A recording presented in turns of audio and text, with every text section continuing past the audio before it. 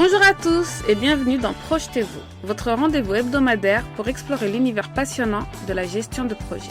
Je suis Mirvet Mtimet, j'ai plus de 10 ans d'expérience en tant que chef de projet et PMO, je suis certifiée Project Management professionnel et je suis bénévole au Project Management Institute, référence mondiale en gestion de projet.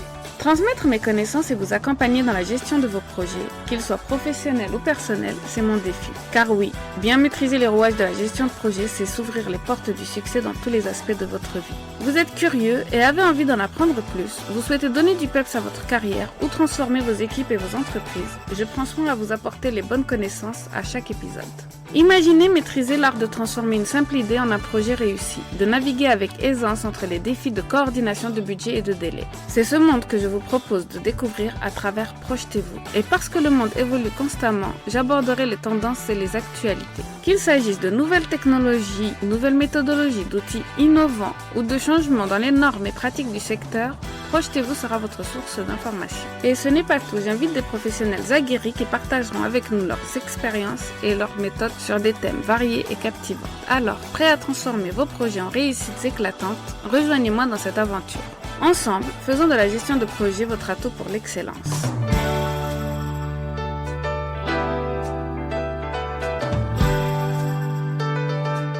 Bonjour à toutes et à tous et bienvenue dans Projetez-vous, le podcast dédié à la gestion de projet. Je suis Mirvet Mtimet, je vous accompagne aujourd'hui dans un voyage intéressant et délicat. Il s'agit de la gestion des conflits et la négociation. Aujourd'hui, nous allons explorer pourquoi savoir naviguer parmi les conflits, comprendre leurs origines et exceller dans l'art de la négociation est important.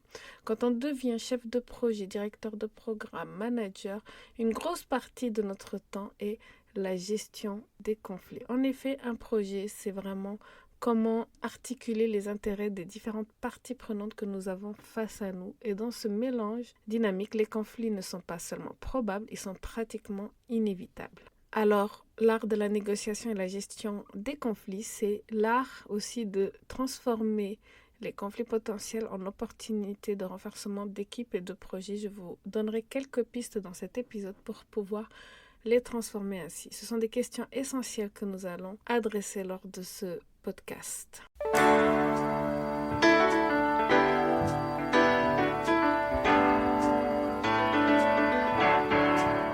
Bien gérer les conflits et mener des négociations efficaces peut résoudre les problèmes immédiats, bâtir une fondation de confiance et de respect mutuel et des opportunités pour l'avenir. Dans certains cas, on va céder et cela va nous fidéliser, par exemple le client ou le fournisseur avec qui on est en train de négocier. Tout d'abord, qu'entendons-nous exactement par conflit ?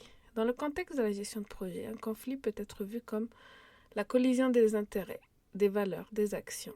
En effet, un projet, c'est souvent plusieurs parties prenantes, un fournisseur, un client, des départements différents dans une entreprise. Donc chaque métier, chaque entreprise aura inévitablement des valeurs, des intérêts différents. Mais ne pas les voir comme négatives est une opportunité pour vous, chef de projet PMO. Car quand elles sont bien gérées, elles peuvent être des catalyseurs pour l'innovation, pour les partenariats futurs et facteurs de croissance. Voici quelques sources de conflits qui peuvent arriver.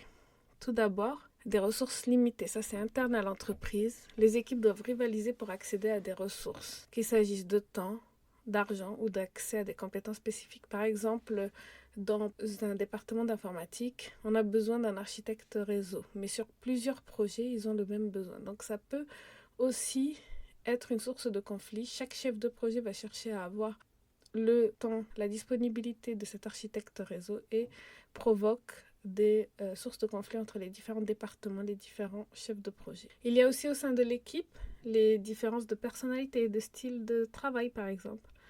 Donc, plusieurs personnalités dans une équipe et approches de travail, ou bien même les emplois du temps de chacun par rapport à leurs contraintes extérieures dans la vie privée. Ça peut créer des frictions, surtout lorsqu'il y a la pression de livrer rapidement et qu'on arrive par exemple à un jalon important du projet. Des objectifs contradictoires, c'est-à-dire que par exemple on peut avoir dans une même équipe projet des membres qui viennent de la sécurité informatique et d'autres qui viennent du développement. Et en fait, les intérêts des développeurs est de développer rapidement, de sortir un produit, alors que celui du département de la sécurité informatique est de s'assurer que chaque développement ne va pas être un moyen pour des attaques extérieures, des menaces, et donc il doit conformer chaque produit. L'ambiguïté des rôles aussi dans un projet, le manque de clarté dans les rôles et les responsabilités pourra entraîner des conflits sur qui doit faire quoi et quand. Il est vraiment important en début de projet en interne de faire cette matrice de responsabilité pour savoir qui est responsable de quel domaine. Sinon, cela peut mener déjà à des conflits inutiles. Donc là, je vous ai parlé des conflits internes à l'entreprise. La communauté des néo-leaders avec mon partenaire Fawzi Mallar de Starter Unip est lancée. Fawzi Mallar était mon invité dans Projetez-vous, c'était mon deuxième invité et ça a tout de suite cliqué entre nous. Nous avons abordé les sujets du leadership et de la gestion de projet et pour nous, les deux vont de pair. C'est pour cela que nous avons créé la communauté des néo-leaders, c'est-à-dire les leaders d'aujourd'hui et demain. Nous souhaitons à travers cette communauté vous donner tous les outils pour être des leaders inspirants, motivants, exceptionnels pour aujourd'hui, mais aussi pour demain avec tous les outils, l'intelligence artificielle qui arrive. Aujourd'hui, nous vous proposons un e-book pour vous aider à naviguer et à devenir un leader performant. Nous vous y mettons toutes les habitudes qu'il faut implémenter dans votre leadership pour être performant et éviter le burn-out. Si vous souhaitez télécharger ce e-book, je vous le mets en lien de l'épisode. Répondez à un petit sondage et vous aurez automatiquement l'e-book dans votre boîte aux lettres. Continuez à suivre nos aventures sur les réseaux sociaux et venez nous en parler en direct ou en MP.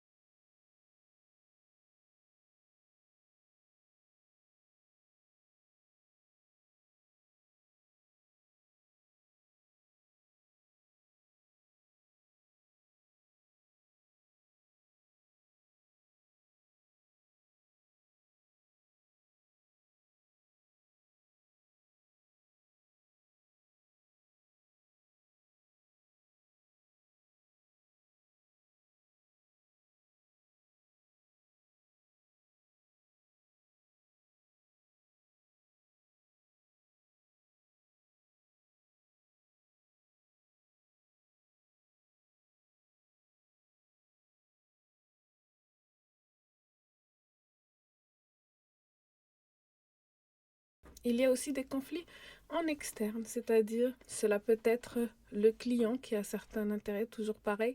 Le client veut un projet qui est moins cher, plus rapide et de meilleure qualité. Ça, c'est le triptyque de la gestion de projet.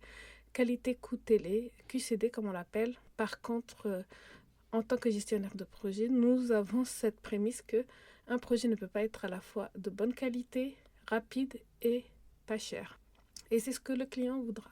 Et de l'autre côté, l'entreprise, le chef de projet qui est en face, doit argumenter et doit prouver au client la légitimité de mettre en place un planning, les jalons, les dates, la possibilité ou pas de faire ce périmètre à telle échéance. Une autre problématique de négociation que j'ai vue et qui est très présente, surtout depuis le Covid, c'est avec les fournisseurs et le prix des ressources, le prix des matières premières. J'ai vu des contrats qui se négociaient difficilement car le prix à l'instant T, les fournisseurs maintenant se mettaient des garde-fous et donc ne garantissaient pas que le prix à l'instant T soit le même que le prix dans 1 an ou 2 ans. Donc ça aussi, c'est objet et source de négociation.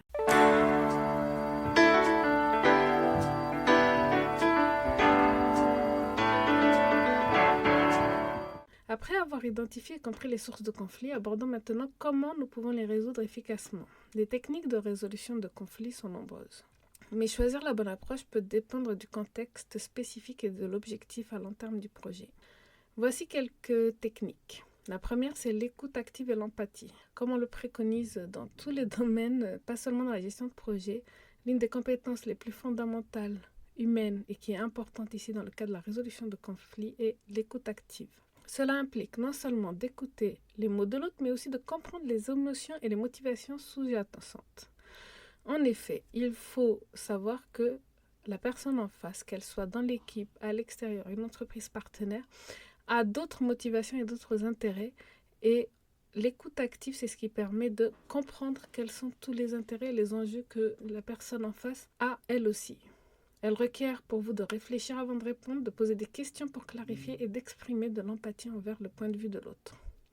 Cela aide à créer un terrain d'entente où des solutions mutuellement bénéfiques peuvent être explorées. Là, quand on a bien compris le contexte, les enjeux de chacun et les intérêts de chacun, il y a la prise de décision de comment gérer le conflit. Tout d'abord, cela peut être collaborer, travailler ensemble pour trouver une solution qui satisfait toutes les parties. Elle est idéale lorsque les relations et les résultats sont tous deux de haute importance. Compromis. Parfois, il est nécessaire de faire des concessions. Donc, chaque partie va laisser une concession. Par exemple, diminuer les prix d'un côté et augmenter la durée de contrat de l'autre. Éviter, ignorer ou reporter le conflit. Je ne pense pas que ce soit la meilleure solution, mais il peut être approprié si le problème est mineur ou si le moment pour résoudre ou pour se confronter n'est pas opportun. On le décale à plus tard, mais un jour ou l'autre, on devra y faire face. Forcer, imposer une décision. Eh bien là, c'est quand il y a plusieurs départements, donc il y a un niveau hiérarchique qui va forcer une décision au détriment d'un des départements, par exemple.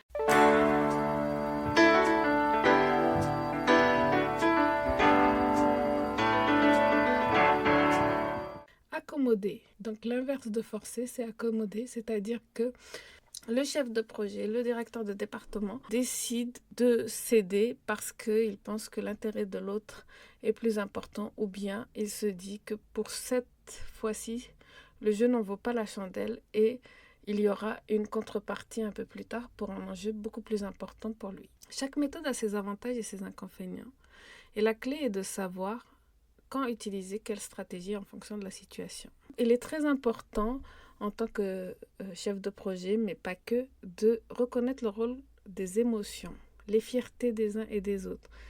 Ses propres émotions et celles des autres, cela vous aidera à maintenir un environnement professionnel et respectueux. Je vous conseille de vous tourner vers des techniques comme la respiration profonde, la prise de pause ou l'engagement à aborder les problèmes de manière constructive.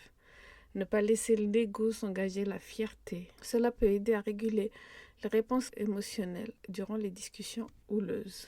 Bien sûr, vous ne pourrez pas l'imposer aux autres, mais si vous l'appliquez à vous-même, vous aurez beaucoup plus la main dans ces négociations. C'est-à-dire, il ne sert à rien de s'énerver ou de crier ou de confronter la personne. Il vaut mieux justement prendre ces moments de pause, de respiration profonde pour pouvoir mieux gérer le problème et garder des relations respectueuses avec l'autre personne, même si vos intérêts sont en conflit. Comment, justement, après cette petite pause, en évitant de réagir à chaud, comment faire pour résoudre ce conflit ? Eh bien, la négociation est une composante inévitable de la gestion de projet. Maîtriser cet art peut non seulement résoudre les conflits, mais aussi prévenir leur apparition en alignant les intérêts des parties prenantes dès le début. J'espère que vous trouvez l'épisode d'aujourd'hui aussi enrichissant et inspirant que je l'ai trouvé à préparer pour vous. Vous savez, chaque épisode est une aventure, un voyage dans les subtilités de la gestion de projet et je suis tellement heureuse de partager cette aventure avec vous. Mais savez-vous qu'il sera bientôt possible de rester connecté et informé en dehors de ces épisodes ? Et pour cela, j'ai une nouvelle excitante à partager avec vous. Ma newsletter exclusive est sur le point de voir le jour. Oui, vous avez bien entendu, une newsletter dédiée à la gestion de projet pour pouvoir l'appliquer en entreprise. Pourquoi s'abonner à cette newsletter ? Eh bien, je pense que ce sera intéressant pour toute personne voulant développer et optimiser ses projets pour assurer une meilleure maîtrise du budget et une meilleure satisfaction client. Dans cette newsletter, vous pourrez trouver des conseils pratiques, des astuces concrètes et des mises à jour sur les dernières tendances en gestion de projet. Ce sera un lieu où je partage mon expertise, mais aussi des ressources, des études de cas et des tips pour bien amorcer une bonne mise en place de méthodologie dans vos projets si vous êtes encore loin d'appliquer la gestion de projet dans vos projets. Je suis actuellement en train de travailler d'arrache-pied sur cette newsletter pour m'assurer qu'elle soit une source incontournable d'informations et d'inspiration pour vous. Chaque édition sera soigneusement élaborée pour enrichir votre compréhension de la gestion de projet, mais aussi l'appliquer dans vos entreprises. Que vous soyez curieux pour la gestion de projet, un chef de projet ou manager, ou que vous soyez un directeur qui cherche une solution pour mieux gérer vos projets, je pense que cette newsletter vous fournira les réponses que vous cherchez. Mais ce n'est pas tout. En vous abonnant, vous aurez l'opportunité de faire partie d'une communauté partageant les mêmes idées. Vous aurez des news et des petits bonus en exclusivité. C'est une chance de pouvoir échanger sur la gestion de projet. Si vous avez aimé cet épisode et que vous voulez aller plus loin dans la gestion de projet avec des exemples concrets et pratiques, je vous invite à vous abonner à la newsletter. Toutes les informations seront en description de cet épisode. Explorons quelques principes et techniques qui rendent votre négociation efficace. Tout d'abord, avant toute négociation, il est crucial de se préparer. Cela implique de comprendre ses propres objectifs ainsi que ceux de l'autre partie. Comme je vous ai dit, l'empathie, l'écoute active, quelles sont leurs contraintes, leurs besoins. Et négocier, ce n'est pas résoudre un conflit, ce n'est pas gagner.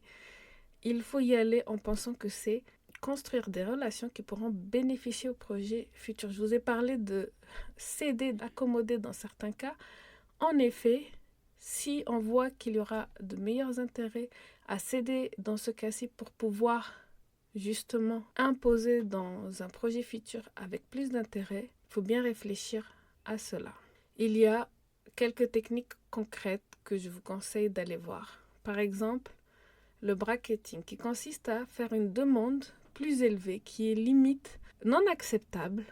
On pourrait l'obtenir, mais on prévoit que l'autre partie sera plus conciliant si après cette demande hors du commun, eh bien, on en trouve une qui est plus convenable. Le boulanger, c'est une autre technique qui consiste à donner quelque chose de valeur relativement faible pour vous, mais de haute valeur pour l'autre partie, en échange de quelque chose de plus précieux pour vos objectifs. Cela peut souvent aider à débloquer des situations difficiles. Par exemple, comme je vous ai dit, vous proposez un contrat de plusieurs années plus longues avec des coûts réduits par rapport à un contrat plus court. Donc, la personne a ses prix qui sont réduits et puis vous avez un client sur un terme beaucoup plus long. Donc, une récurrence et du chiffre d'affaires qui rentre plus régulièrement. Le recadrage est aussi une autre technique qui permet de présenter toutes les options de manière à souligner les avantages de votre proposition en les alignant avec les objectifs connus de l'autre partie.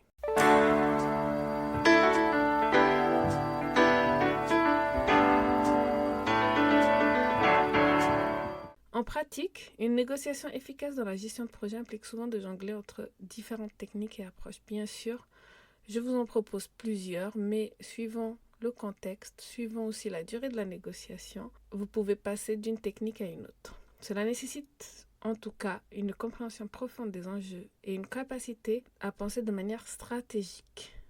Je vous amène tout doucement vers l'importance de la négociation, de la gestion des crises, et cela aussi fait écho avec mon projet de cœur qui est leadership et gestion de projet.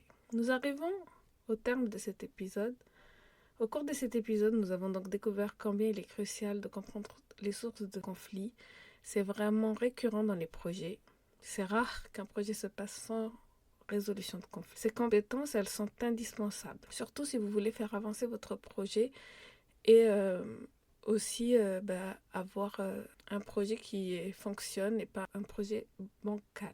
En maîtrisant ces compétences, vous devenez un meilleur chef de projet, mais aussi un leader plus influent et plus respecté. Si vous avez trouvé les informations de cet épisode utiles, je vous encourage à les partager et à les mettre en pratique dans vos propres projets. N'oubliez pas de vous abonner à notre podcast. Projetez-vous pour ne pas rater les épisodes futurs. Aujourd'hui, c'est le dernier épisode en solo que je fais pour cette saison.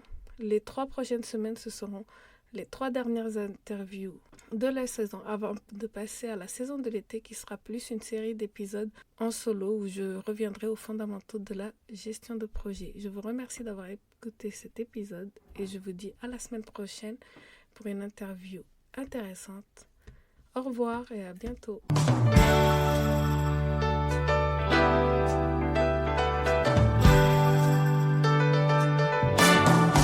Et voilà, c'est la fin de cet épisode de Projetez-vous, abordant la gestion de projet sans complexe. La gestion de projet, c'est bien plus qu'une série de tâches et de délais. C'est un voyage passionnant vers la réalisation de vos idées les plus audacieuses.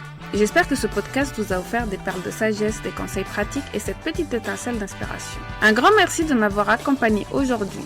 Ensemble, nous faisons de la gestion de projet une aventure riche en apprentissage et en succès. Alors, si vous avez apprécié notre rendez-vous, n'hésitez pas à vous abonner, à laisser un commentaire ou à donner votre avis.